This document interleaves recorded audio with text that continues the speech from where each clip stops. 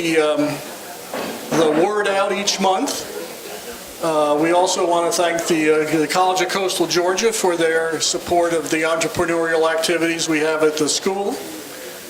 But we have, we want to recognize a couple of our supporters who truly have been amazing in what they've done for us. So if I could ask Rick Townsend to come here with me on the stage, and Susan Bates, come down, please.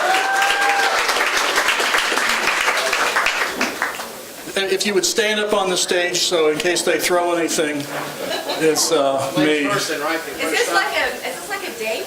Oh no! Wow, this is kind of scary. Rick, stand up. But Rick's kids film for us. Rick is here each month, and Susan, and the gift of being here is really great. And so we'd like to recognize you all. And we have a plaque that says 1 Million Cups Brunswick recognizes the support and sponsorship by Susan Bates of Tipsy McSways for making our first year an amazing success. There you go.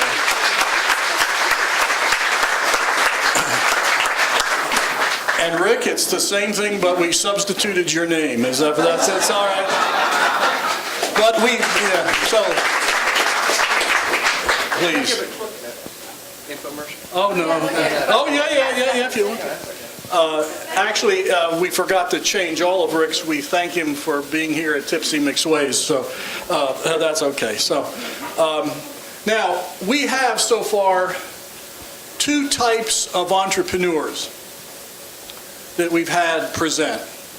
We've had the entrepreneurs that are running businesses that we've invited to come present. They plan on coming.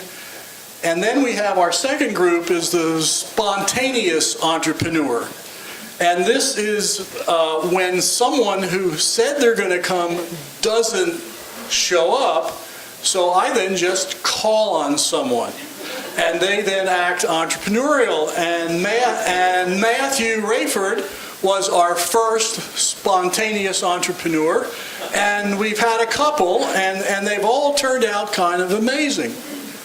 Well, I think for our first year here, we're going to introduce a third type of entrepreneur, and that is the hopeful entrepreneur.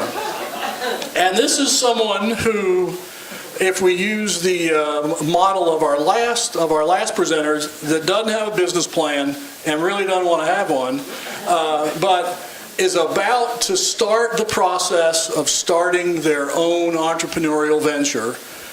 They don't have it going on yet, but they're doing a lot of work. That'll be our hopeful entrepreneur, because they're hoping that everything is perfect. So our first hopeful entrepreneur is Drew Gahagan of the Village Oven. Thanks, Skip. Okay, so I'm going to tell you a little bit about my project. It's called the Village Oven, and I do have a business plan. Okay, this will be a retail bakery plus X. I'm going to tell you a little bit about what the X is. But I'm hoping to locate in downtown Brunswick. I just don't think St. Simon's needs to have all the good stuff. Even though some of my friends said, "Oh, it'll never work in Brunswick. It would work on St. Simon's, maybe." But I'm going against that wisdom and hope to bring it downtown to Brunswick to complement what's already here. I mean, there's a lot of folks in this room and up and down this street here and in the vicinity who put a lot of effort into downtown Brunswick. And it's really starting to, you can really see it, and it's exciting. So I want to bring something that will complement that and add to that critical mass here in Brunswick. So the main thrust of this, there's three three parts to the project. The first one is kind of the obvious one. It would be a bakery focused on artisanal breads and pastries, kind of classic stuff. But then as I began to read and study on that over the last 9 months, one of the books I read said, well, you know, breads are the things that everybody says they want fresh, but they never go out to buy. Okay, so if you're one of those people, just keep that in mind. So I thought, well, okay, so how am I going to get people into the business? And it began to dawn on me that I would need to have some sort of draw in other than just really good product, and that will probably be a specialized breakfast and lunch feature. So I've got some things on tap that are unusual but not strange, delicious, and hopefully will become something that people chase after. The third piece would be a wholesale component that would go out to restaurants and other resellers that we would, tap in with those people and establish a regular customer base. So those are the three parts of the overall project. I just put some pictures here. There's tons of pictures out on my Facebook space and website. I've got cards there if you want one to help you with that, and it's also in the presentation. But these are things that I've actually made at home. I wish I could come give them to you, but as somebody mentioned, you're supposed to have a commercial kitchen, so I share those with friends, but not to the public yet. Have done some baking at church, for functions there where we do have a commercial kitchen. Who are we, or who am I? Drew Gahagan's my name. I'm the owner of the business. I'm a chemical engineer by training and education. 35 years in the chemical industry, running plants, running manufacturing operations, doing cost accounting, hiring people, building facilities, etc. And what does that have to do with bakeries? I'll just go ahead and answer that question because I know somebody's going to ask it. So what do you know about a bakery? Well, in my opinion, a bakery like that is really a small manufacturing operation. So I'm investing in systems, background systems, software and stuff that are going to help me manage that bakery and know what my costs are and tie into buying the stuff and producing it and selling it. And a lot of bakeries go under because they just don't really know what their costs are and they don't know what to sell their product for. That's my opinion as someone that's got no experience in it. So anyway, that's my tie-in. The baking part is kind of a lifelong interest in good food, and I hope to get to share that with all of you. I do plan to have employees. I'm going to probably hire some professional help, so I'm not completely out there on my own. A baker, assistant baker, and sales staff, probably about 4 or 5 people in the business. So what's the status of the project? I did have a little entrepreneurial venture some years back. Did not have a business plan. Went in with 2 friends of mine. Never go into business in a group of 3. That's a bad deal. The business is still actually running, but it was not good for me, and we did not have a business plan. We talked about doing one, but we thought we were in a no-fail thing, that we were going to make money hand over fist, and we didn't. We just kept pumping money into it, and anyway, I eventually walked away from that. I have formed an LLC, so the business is registered in the state of Georgia, and begun marketing. So you can find me on Facebook, and a lot of people have. I'm really excited about how many followers I've got already, and that's exciting. I hope all of you will follow and link into my Facebook page. Also out there on the web. Got a really great little presentation from the Chamber of Commerce on media marketing that was just so timely, very helpful. And I'm starting to buy equipment. Yesterday I bought the first equipment, 2 ovens. So I guess I'm in. It's like now I'm going to do some big baking at home. Okay, so the problem I'm going to present to you is something that I thought was actually going to be pretty easy, because my impression of downtown Brunswick was that there was all kind of space sitting around just waiting for people to come in, swoop down on it, and lease it out and put a business in. That turned out to not be exactly true. Either there's a lot of space, some of it's really not suitable for what I want to do. There's some places that just aren't available yet or not in a condition to be leased, and others are kind of semi-committed to other projects. So it's been a challenge. I guess I've been working on a location for 4 or 5 months. Well, actually more than that, more like 6 months, and I still don't have anything definite. But I'm going to show you the 3 sites that I'm kind of currently think are possible. I have another 8 slides showing sites that I've kind of given up on. So if you want to see those, or maybe somebody will ask me, have you thought about this or that, and I can show you maybe I did. The first one is just up the street here next to Matthew's Place. The Vintage Life was its last business in there, was I think a consignment shop or a clothing shop. It's the right size, it's in good condition, it's in a central location. It probably does suffer a little bit from available parking. I'm not sure the owner really wants to rent to another food service. He already has Matthew and the Jamaican restaurant, and I think I just sense that he's a little leery about putting another food kind of related business in there, but that's still pending. Down the street close here is what remains of, those of you that are longtime Brunswick residents will know, was the Bijou Theater. Part of it burned, part of it's still there, and it's for lease. I've been working with the owner for over 4 months. I still do not have a lease proposal from him. I don't understand that, so I've kind of decided I need to focus maybe elsewhere. But that space is what has been up to this point my primary focus. And then the third one just recently came up, a house that's close by, known as the Jane Macon House. It's about 120-some-year-old home that's zone commercial. It's for sale or rent. I've drawn up a floor plan for it, and it has sufficient space to put the bakery and the sales and dining area in. Other features of it is pretty cool is that it's got these beautiful front porches. It's got space in the front yard that would probably be great for kind of cafe seating, and it's close to Glen Academy, and you know those kids got money. And it's just a block off Gloucester Street, and just a few blocks up the street from Newcastle. So it's not, I always visioned it up and down Newcastle, but if that's not going to work out, this could work out. So those are my 3 primary possible locations.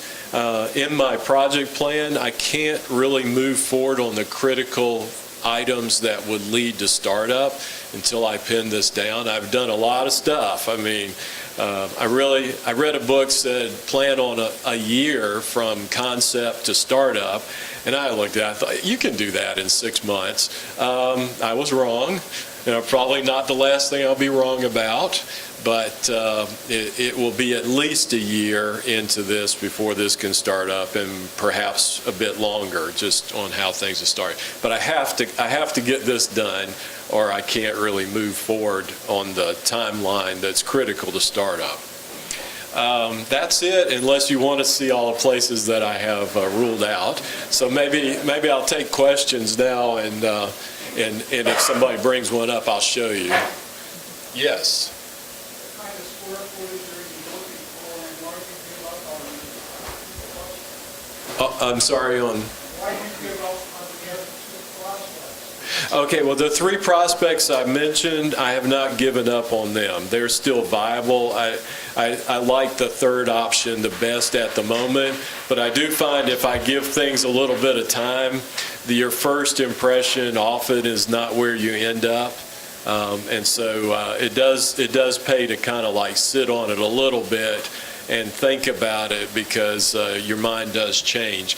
And the first question was how many square footage. I would say I need at least 2,000 total square feet.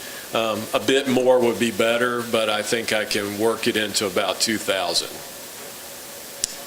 Yes, ma'am. Have you considered sort of like a catering option for office breakfast, appreciation breakfast, things like that, where people can order online and then come pick up? Yes, the question is, have I considered like catering or takeout or something to support offices and things like that? Absolutely. The tricky bit with that, the thing I will want to stay away from is taking out perishable items, because doing that kind of catering is quite a bit more involved. With breads and pastries, they're not really considered time and temperature sensitive, so you can do that fairly easily. So the answer would be yes. Yes, sir. Didn't you already ask a question? You only get one question. I'm curious, how much money have you already invested in the ovens? Well, I just spent $4,600 for 2 Blodgett fan ovens that are 7 years old. Does that seem like a good deal or a bad deal to you? Thank you. Yes, sir. Do I need a videographer? Maybe. I've got that question, maybe another. What is the greatest appreciation on I'm sorry, depreciation on the oven? I have to ask my CPA wife about that. It's probably 10 years, something like that.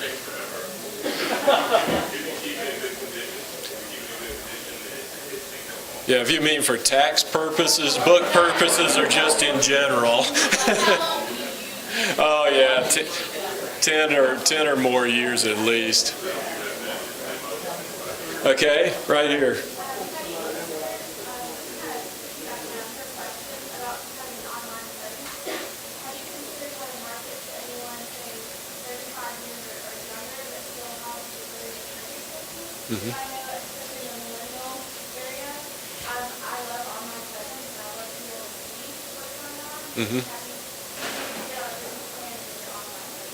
Yes, and so I do have a marketing plan, and I do have that online presence, and targeting to the demographic that is most likely to buy. Millennials particularly are kind of shifting towards higher quality goods and services and are less kind of materialistic. They're not as prone to, buy a house or put money in big things, and they're spending their income on stuff that they perceive as high quality. So I hope that this kind of fits in with that demographic. So I am aware of that and would love to sell to millennials, definitely. Yes, sir. Have you gone to school on other similar businesses, bakeries and other places that are doing well or doing poorly? Have you done that? Well, I've done quite a bit of research and reading on it, yes, sir. I've read several textbooks on starting bakeries and how to make them successful. Have done some, I have visited some bakeries and things like that. Yes, Matthew. What's the parking like where the J Make? Okay, if you look at my diagram, this is one of the issues I will have to work out with the city if I were to go after that. There's not a lot of on-street parking, but there's a fair amount of space on the lot that could be parking. Because parking any of these downtown businesses, that's always kind of an issue. So that's something I absolutely have to work out with the city before I could commit to that, would be access to parking. Yes, sir. What would be your hours of operation? I think. Hours of operation. Okay, hours of operation, what I put in the business plan would be like 7 in the morning to about 6 at night during the week, and then about a half day on Saturday is what I'm planning. There was a study in Brunswick that was really pushing to have, businesses open in the evening and do more at night. And I can see where that'd be advantageous. I think a lot of small shops are kind of like, it's like you almost have to get everybody to do it for anybody to do it. That would be my impression. But so at the moment, I'm not really planning night hours. Certainly plan to support First Friday and other, downtown events. Yes. If you set it up kind of cafe style, you can think about using the cafe as a type of thought process as which would lend to those kinds of hours in the evening where you have literally a dessert, coffee, Yeah. spot that's like the evening to that. Yep. That's actually trending right now as one of the new up-and-coming things. It is one of the Yeah, I mean, there's so many possibilities, and I love all of them. And it's very tempting to kind of go off script and head after everything. I think we're going to have to start with the basics, and then if the demand's there, certainly respond to that. I'd originally thought not to do a lot with coffee per se, but I'm afraid it's going to end up there despite my resistance. Yeah, there's so many possibilities is a problem. And, That's why it helps to have a business plan. You don't want to be tied down to that necessarily, but you got to kind of, especially initially, I think, kind of work your plan. Otherwise, you'll get dragged off into so many directions that nothing happens. so it seems like we do need to make a choice given that you're a production management-based organization and producing a perishable product. Now, delivery becomes an issue if you're going wholesale as opposed to point of sale. And are you a restaurant or are you a That's- wholesale baker? yes. Okay, that's the Bakery Plus deal. This is kind of where this business is these days. The bakery, you got the bakery, everybody knows what that is. The plus is the cafe or bistro piece, the wholesaling piece. That's the plus X. That's the X in this equation. Oh. Kathy, a couple more. Well, it just seems to me that looking at the pictures in between locations, that this one lends much more to that cafe, this look versus the other two. The other two are much more. Maybe we should just ask real quick, how many people think that last one's my best option? The J. Macon House. Okay, so maybe less than 25%. How about, let's go back. How about this one? Got about the same number. How about that one? Okay, so it's kind of up in the air. All right. Doesn't matter. How, And we could, let me have a question over here. and I'll be we can around. take a couple more, and then we need to. Okay. Respectful of 10 o'clock. yes, ma'am. Okay, so we're a notorious city for one minute you're hot, the next minute you're not. So what's going to make you stand apart and be different? I mean, Susan's done a great job. Matthew has great experience about being different and bringing a different feel. Right. What's going to make you different to be consistent for me, who's a foodie, to continue to come back and eat your bread or your Yeah, bacon? I didn't put my mission statement up there, but the whole object is to provide a high-quality product and very good service and a connection with the customer. The thing that kind of turns me off is when you go to places and you're trying to deal with somebody that's talking on their cell phone and you never see the owner and the product's, variable. So I want to offer, first of all, something that complements what's here and doesn't detract from it, because you say, oh, another business, doesn't that hurt the other guys? Not really. There are people that are coming downtown and not everything appeals to everybody, but the more people that come, the bigger the pie is. So if you come back and you're engaged with a business, you keep coming unless the business turns you off. We could do Dale, Tony, and Abby, and one more, and then we need to be respectful of let me get back to work. Got 2 minutes. Since you've done the job of getting the business plan done, just curious, in your plan, have you allocated how much for losses in the first year, second year, third year? Where's your break-even point? And when do you expect to start making a profit? Yeah, well, I think I didn't say this in the presentation, but I did work with David Lewis at the Small Business Development Center. He gave me this fantastic spreadsheet that the center had put together on doing the 3-year financial projections.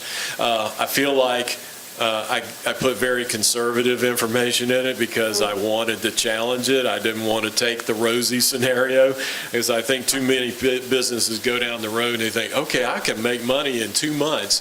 I don't think I'm really break even till about 6 to 9 months. And I wouldn't like it, but I could go quite a bit longer than that. Tony? I really don't have a question, but if you offered French beignets at your cafe, I promised the fire department no fried food, so I'm sorry, because I have to put a $20,000 hood in, and I'm not ready to do that.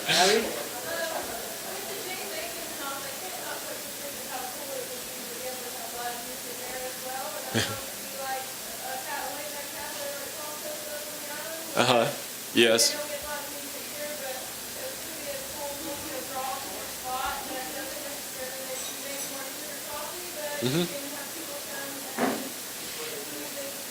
Yeah, I think it really does have some opportunities there. Yes, ma'am.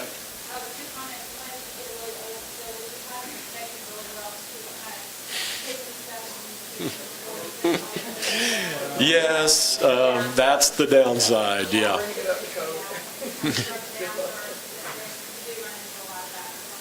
Yes. Yeah, there have to be quite a bit of due diligence before we make that jump.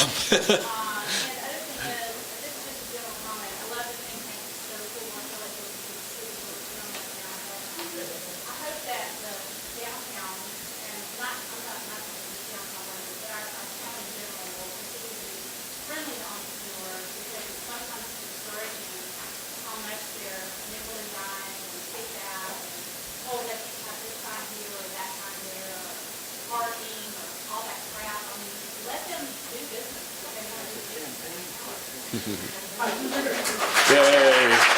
Amen. Well, Dale, thank you very much. We appreciate it. Thanks.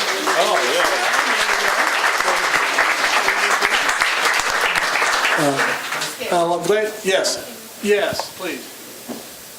I'm just going to command it. Sorry, just real quick, I wanted to give y'all an update. In the last 5-6 days, Richland Rum has started construction. I know, I'm very excited about that. Also, I would be remiss if I didn't remind you that this is First Friday. There's a lot of stuff going on. Dot and Army's got a lot of stuff going on down there. She's doing such a great job of promoting everybody else downtown. She's doing really good. Also, we've got, there'll be 2 bands in the park Friday night. The first one is called Sue Palmer and her Motel Swing Orchestra. And that group is here from San Diego, and it's a fundraiser for hospice. It's almost all female. It's almost all over 55, and they do swing music, and it's great. I can't wait for that, followed by a squirt gun down here for 80s music. So there'll be a lot going on downtown and a lot to see there. There really are so many new things going on downtown. Also, soon you'll be seeing more information on the brew pub. It's going right over here on the corner. So that's really cool. Yes. I think our next hopeful entrepreneur will be the brew pub, we hope. So thank you all. The next time we meet is June 7th. Glad you all could come. 71 of you are in here, and I really appreciate it. So congratulations. Thank you.